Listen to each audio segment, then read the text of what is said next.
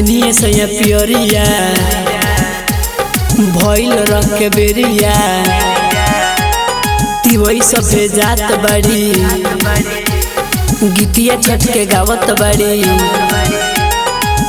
तेजी में तैयार होके सैया जी और के देर होता हो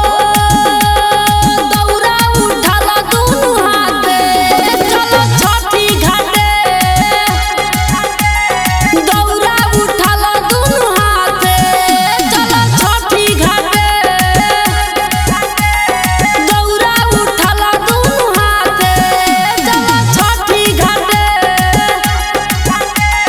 देरी पिया करिना माथे दौड़ावा धरिना देरी पिया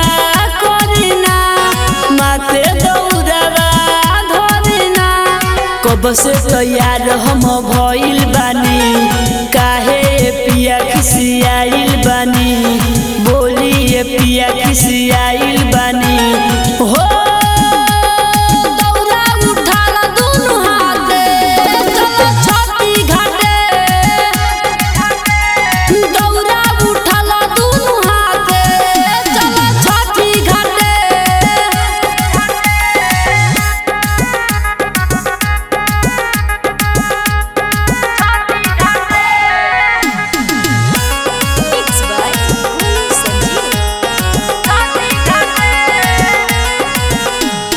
तेजी में ये जी होखी न तोहियारी लागता रउआ पेन्हतानी साड़ी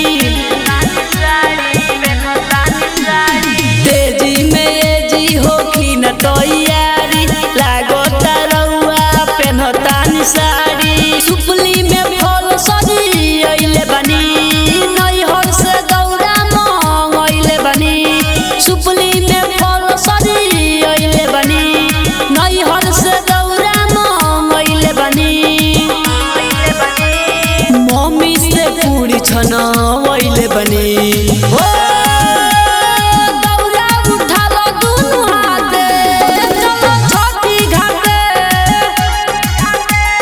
दौरा उठाला दोनों हाथे चलो छठी घाटे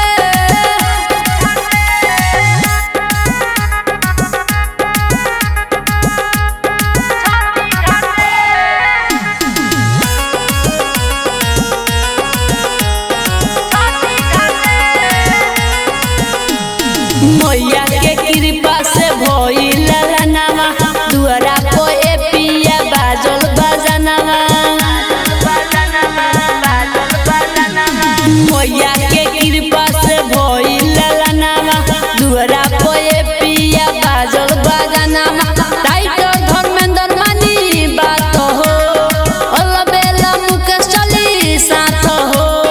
गोलू संजीव मानी बात हो